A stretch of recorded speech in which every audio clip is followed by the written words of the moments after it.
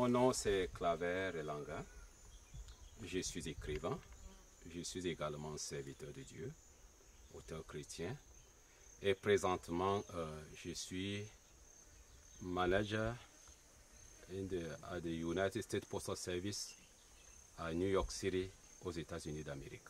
Bienvenue à la petite interview.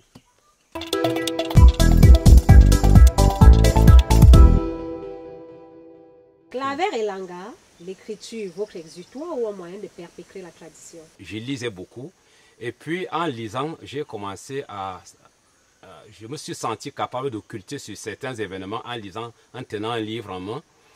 C'était mon plaisir. À ce moment, les jeux vidéo et autres que les jeunes ont aujourd'hui n'existaient pas. Alors j'ai commencé à penser que je peux aussi glosser quelque chose. Je peux tenter d'écrire quelque chose. Ça, c'est initialement comment est-ce que l'idée, la pensée d'écrire m'était arrivée. Exutoire alors, vous êtes parti de la métaphysique et de la géopolitique à la romance. Comment s'est fait la transition? J'ai commencé par les livres qui s'apparentent à la philosophie et la psychologie. Et puis, je me suis retrouvé dans le roman parce que j'aimais voir les histoires de rencontres, voir comment les hommes se sont rencontrés, comment monsieur a rencontré madame, quelles étaient les circonstances. C'est ce que je lisais dans les romans dans mon enfance. La nature, qu'est-ce que celle-ci vous rapporte? L'homme vit avec sa nature. Vous savez, Moscovici disait que même isolé, on n'est jamais seul. On est toujours en complaisance, c'est-à-dire en rapport, en relation réelle ou symbolique avec sa société d'appartenance. Il s'agit de la société du dehors comme celle du dedans, c'est-à-dire nos représentations. Lorsque vous avez grandi dans un environnement, vous voyez, je suis ici dans mon village. Si vous regardez la nature, vous voyez dans le feuillage et dans la zone équatoriale, je m'y plais. C'est ici que j'ai fait une grande partie de mon existence. Je communiais avec la nature. Et la nature a un effet thérapeutique. C'est l'inspiration. Alors, vous avez eu envie de transmettre les valeurs de la tradition africaine? Absolument, absolument. J'ai le devoir, sinon l'obligation, de pérenniser les valeurs africaines, de les défendre et de les vendre à l'extérieur. Parce que le monde occidental ne connaît pas ce qui se passe en Afrique. L'idée qu'ils ont de l'Afrique, c'est que nous vivons dans les broussailles avec les animaux. À quel moment avez-vous compris que la Bible n'est pas incompatible à ce qu'ils appellent la tradition de chez nous? Lorsque vous voulez faire la paix avec votre père, vous avez offensé votre père, un oncle ou c'est pas moi.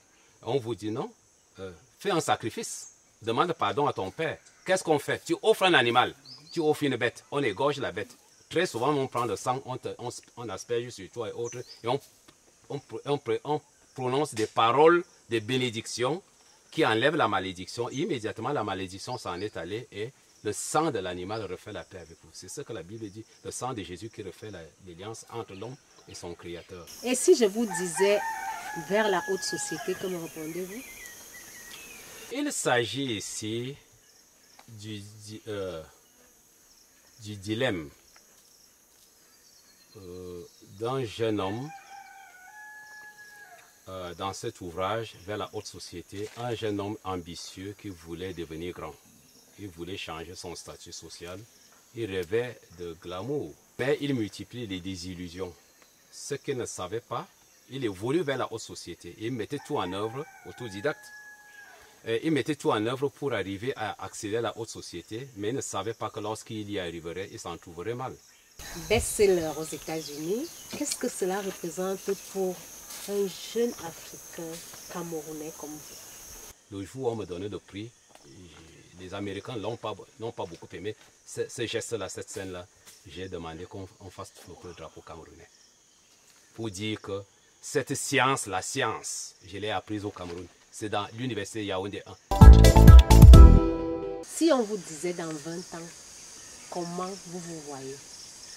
Oui, je suis en train de préparer un ouvrage. J'ai déjà commencé à écrire ce livre. Je suis déjà en mi-parcours. Je l'ai intitulé Précis de psychologie. Mais au-delà de ça, je suis en train, mon thème de recherche, je suis en train de vouloir créer un autre programme de formation des policiers américains. Parce que toutes les dérives, tous les abus de la police américaine et tout ça, les bavures policières américaines, tout cela a un fondement narcissique parce qu'ils n'arrivent pas à contrôler les émotions. Je voudrais donc créer un module de formation des policiers aux États-Unis d'Amérique je suis déjà assez avancé parce que le maire de New York est déjà informé, il m'a dit c'est une bonne initiative. J'attends que vous remettiez la copie. Nous allons aussi voir d'abord au niveau de la ville de New York et puis voir si on peut répandre ça à travers les États-Unis d'Amérique. Je prie le Seigneur qui me permet de le réaliser avant de quitter la terre. Peut-être je me serai aussi immortalisé comme Cicéron, comme Karl Marx, comme Freud et tous les autres penseurs, ceux qui sont restés immortels sur la terre.